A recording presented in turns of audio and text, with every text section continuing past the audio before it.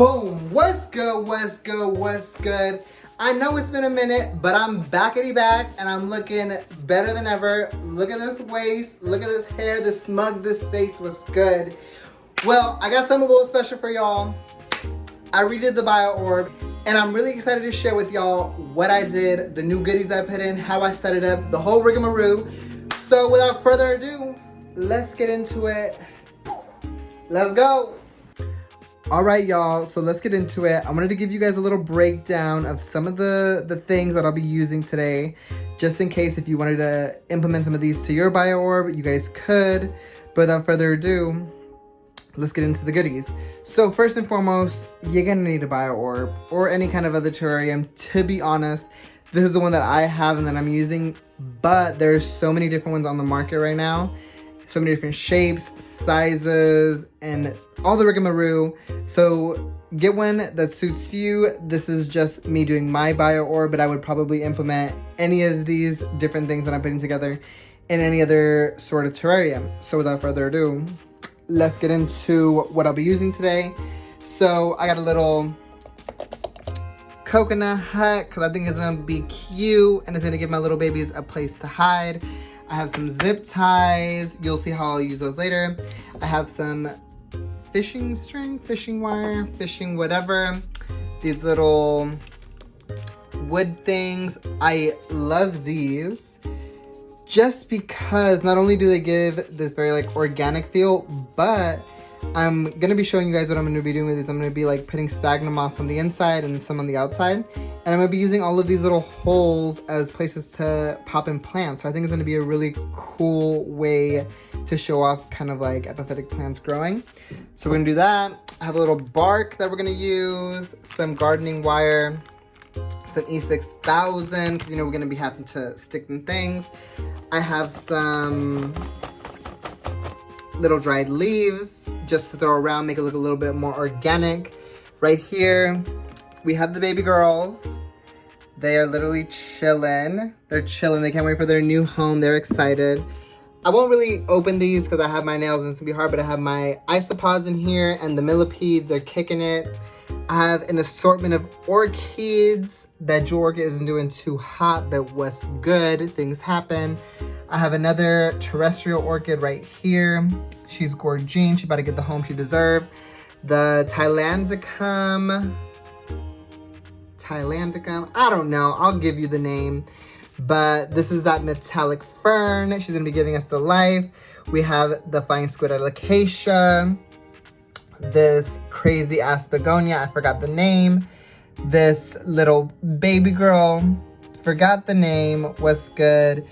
Rapidophora cryptanthus with a new little growth coming in. She's looking amazed. Begonia amphioxus. Syngonium rayi. I want to say that and I feel confident in it, so we're going to go with it. I have a baby McCoy's spatula right there, jewel orchid. And yeah, that's it for the plants as of now. I have some little tools. I have a little scissor. I have a little pokey. You know, bing, bing, bing. Get them like that. I have a more pointed pick. So if I need to just cling, cling, you know what I do. I have this in case I need to like chop up some real big stems of wood. This, whatever you might call her, she's good for it. I got some frog moss here. Never used it, but I saw it and I was like, you know what? Let me get this for the baby girls. I got some horticultural charcoal for the substrate.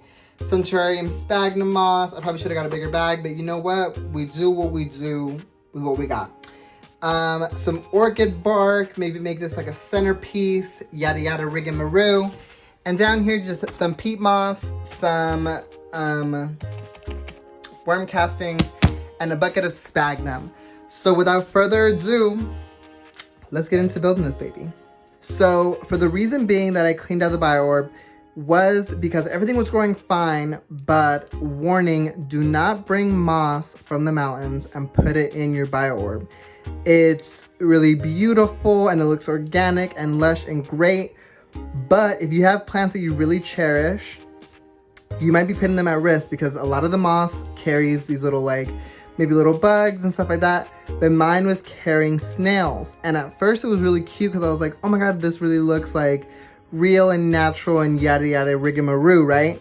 But what I didn't notice until a couple months down the line is that the snails were multiplying and the snails were eating my plants. Now, it's kind of cute at first, but when you're really putting like plants that you spend a little bit of money on and you're like, oh my god, this is like one of my faves, I'm like, she's growing, she's thriving, and then you see the snails kind of like devouring like the new soft growth and all that tissue, it ain't that cute. So warning, don't bring outside moss in, keep it clean and your plants are gonna be fine. So that's why we're redoing this baby. So without further ado, let's get into it.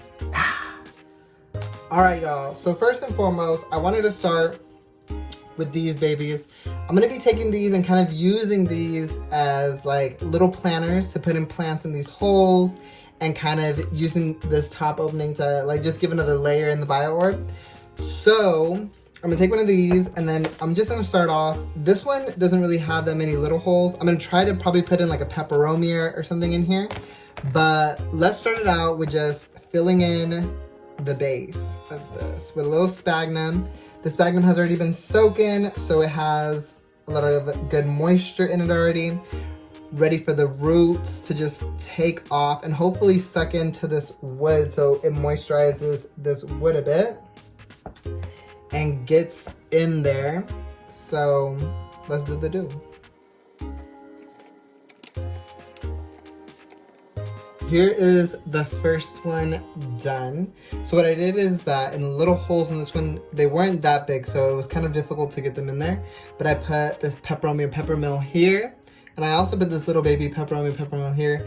They don't look great right now, but these plants are super resilient, and as long as the humidity is super high, and they're given enough moisture and enough place to expand their aerial roots, they're gonna do great.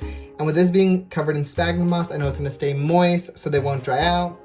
And yes, and we put this little sensitive plant, I don't remember the name, right on top, just because it's gonna give it that little tropical island vibe, and I'm here for it. But yeah, probably once I get this all settled in, I'll probably put like another little vining plant up against this, but we'll do that once we have it all set up. Now what I'm gonna do is I'm gonna throw this in a bucket with water and allow it to just soak, so that when we put it in there, it's super saturated. But yeah, now on to the next one.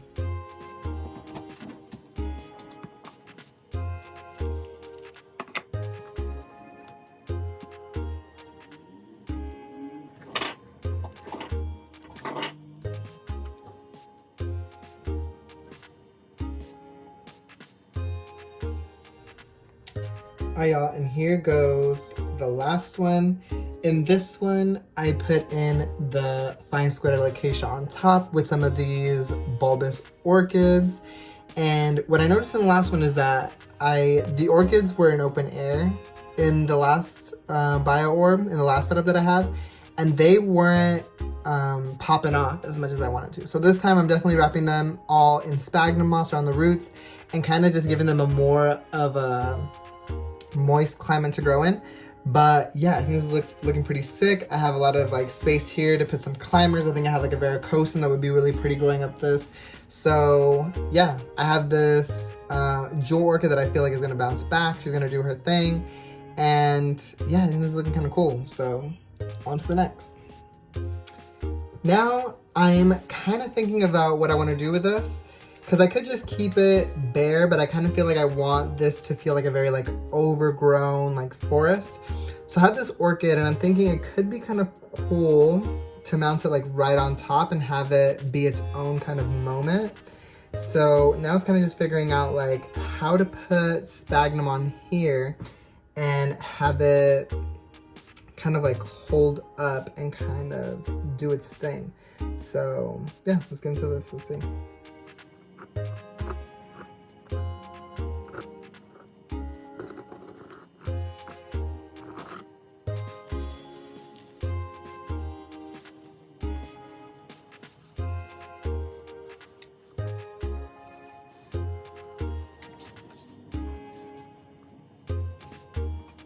Alright y'all, so here's what I did to the coconut. So what I did is I got a little E6000 and I put it on the rim, and I put this dry sphagnum moss around it, kind of creating like a barrier to hold this up, because I didn't want to use fishing line because I was like, you'll probably be able to see it and all that. So I used the dry sphagnum as a border around, and then I was able to anchor the orchid in the hole, and then I covered the orchid with sphagnum moss to keep it moist, how it would be elevated. Now, I don't know if this is gonna work properly, but let's see and let's give it a shot, and I'll keep you guys posted on how it goes. Alright y'all, so here are the final little pieces. Right here, we have the orchid mounted on top of a little coconut hut for the poison dart frogs to hide. I think they're gonna love it. Here is another one, and I popped in some peperomia pepper mills that I had propagating into the porous holes of the wood. And then I have a little ripsalis that's gonna do her thing. And then the nerve plant on top, looking glorious, like a little palm in the middle of the jungle. What's good? And then over here, I have a variety of orchids sprawled throughout that I think are just gonna do their thing. And then we have this jewel orchid that's gonna bounce back. She's looking rough, but I believe in her. And then setting it off on top is the alocasia flying squid that I think she's gonna love it perched up here, because she's gonna be closer to the light and the environment is gonna be very humid with all the sphagnum. So I think it's gonna be ideal and she's gonna pop. And then for our middle piece, we have this other orchid that is mounted on the wood, and I really feel it's gonna pop as well. So what I'm gonna do now, as I get everything else prepped for the BioOrb, is I'm gonna take these to my bathtub. I'm gonna let them soak and just soak up enough water so that they're fully saturated by the time we go and place them in the baby. So let's get into it. What up y'all? So I'm back, no nails because we're about to get a little dirty with it. But now we're gonna get the substrate for the terrarium together. So first, here I have some wet sphagnum moss. It does have some perlite and some soil in it. It's from the plants that I was putting in to the little constructions. So I just threw it in here because I'm like, let's give these girls the nutrients, right? So next, what I'm gonna be adding into here is a little bit of activated charcoal. So I'm gonna take my activated charcoal, and I'm just gonna put in a reasonable amount. I feel like that's good. And then next, we're gonna be adding a little bit of peat moss. So boom, boom, boom, boom, boom. Adding that into the mix. And on top of that, I'm gonna be adding a little bit of worm castings just to keep it delicious and nutritious. And now I'm gonna mix all of those babies up.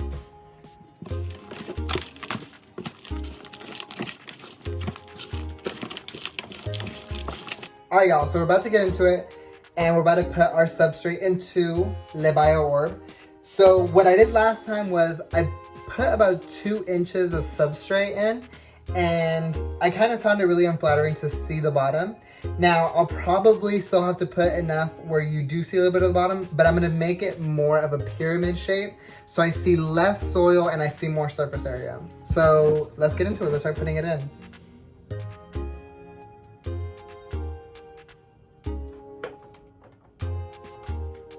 Now y'all, there is no right or wrong way to do this. I'm doing it how I feel appropriate. But if you guys find another way that's better to set this up, I honestly just recommend doing it and trying it out. Like, it's always about experimenting and seeing like what works for you. So yeah, and once you try it, let me know how it works for you, because I'd love to apply what worked for you for me.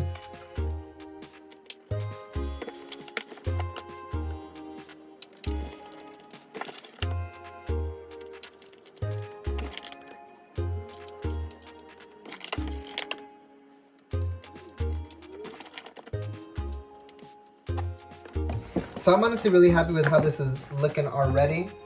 It looks like it's just fitting on the bottom of the BioOrb. It's covering up like the white little dish that's at the bottom, and I'm looking for it.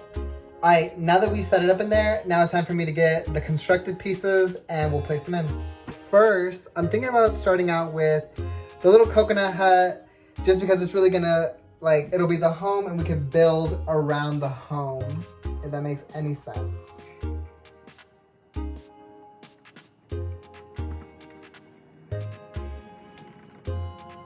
Now, I also have this little water dish that the little poison dart frogs love. So I'm gonna just make some space right here. And I'm gonna kind of just give it a little home next to the coconut hut. All right, cool. And I'm kind of loving how that's looking already. So next, let's take this big piece, because Big Mama is gonna be hard to get in there once we have everything else starting to pop off. And we're just gonna pop her ass.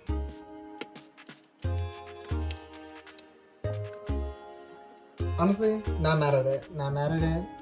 So next, what I'm gonna do is, this is looking like I wanna kind of be able to just bring these little totems that I made and pop them in. So what I think I'm gonna do is just move a little bit of the substrate already. And let's put this guy in there.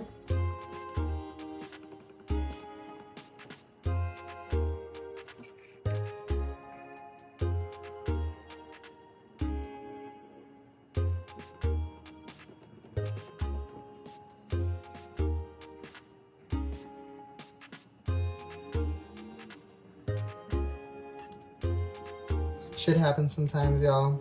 The little pepperoni fell, but we'll fix it. We'll put it in its place again.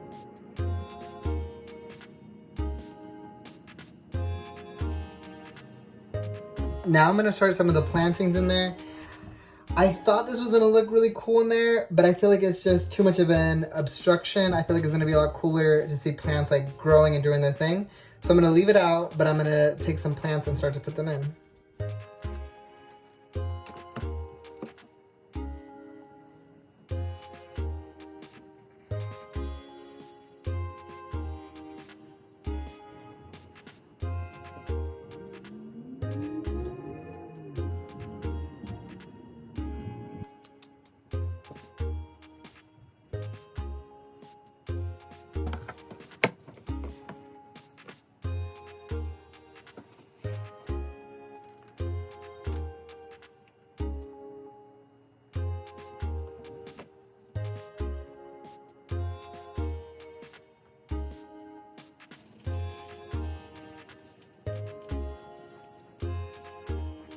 I finished placing everything. I put the moss in. I watered the terrarium, making sure it was very saturated. And what I'm gonna do now is I'm gonna take my spray bottle and I'm gonna mist everything and just make sure that everything is 100% saturated before I add anything else. Now that I've added that, I'm gonna take my leaf litter and I'm gonna add it in. So the leaf litter isn't essential, but it gives the vivarium a very natural feel. So I'm gonna go and add in the leaf litter in all the little spots where I didn't have green moss. So making sure not to cover up any plants, like little baby plants, but I'm gonna cover it up and just give it a little bit of a vibe. And this is also going to be a food source for your isopods that you're going to add in a little bit. Well, not that I am. It's going to give them a hiding place. It's going to give them a place for the babies to just kick it and chill. And yeah, all around it, I think it just looks way better.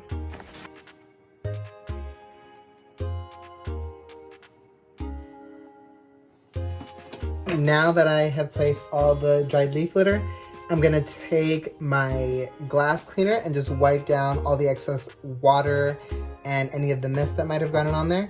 Then we're almost ready to pop in our little critters, so get into it.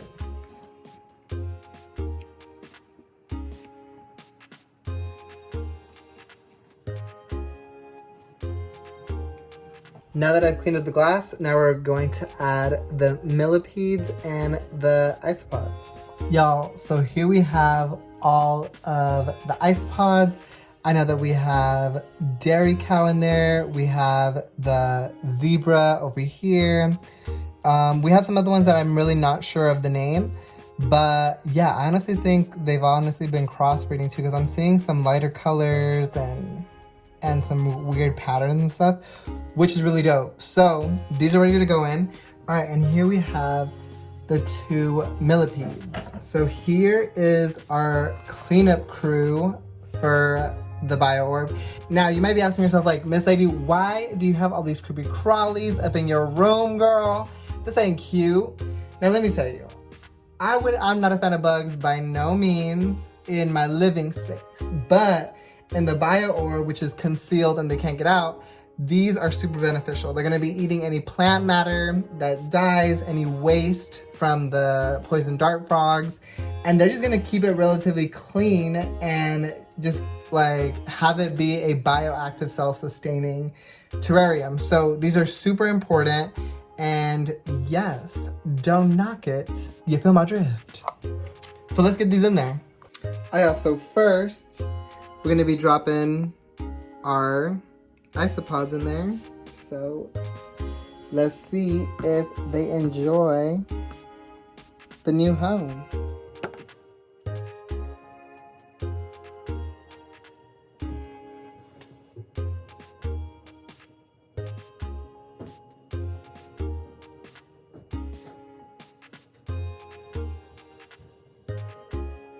And next, we are dropping in our scarlet millipedes. So get up in there, girl. Enjoy the new gig. Now they take the fuck off. They weren't playing no fucking games.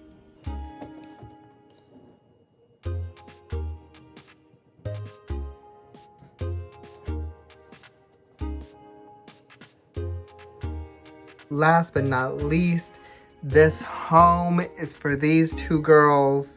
They are kicking it, they're chilling.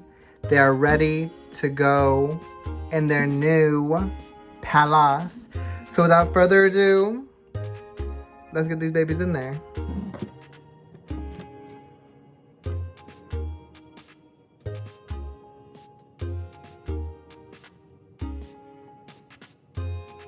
Things are real scary.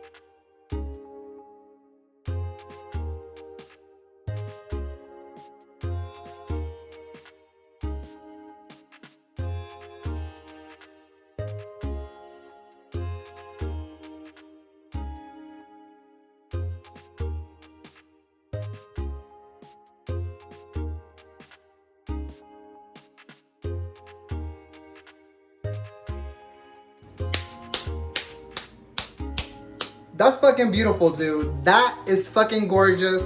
Thank you guys so much for watching. If you have any recommendations on plants I should put in there, don't forget to leave it in the comments. And I got things to do. I gotta go. So it was fun kikiing, hee hee ha ha, and talking. But I gotta get out of here. I will see y'all on the flip. Bye-bye.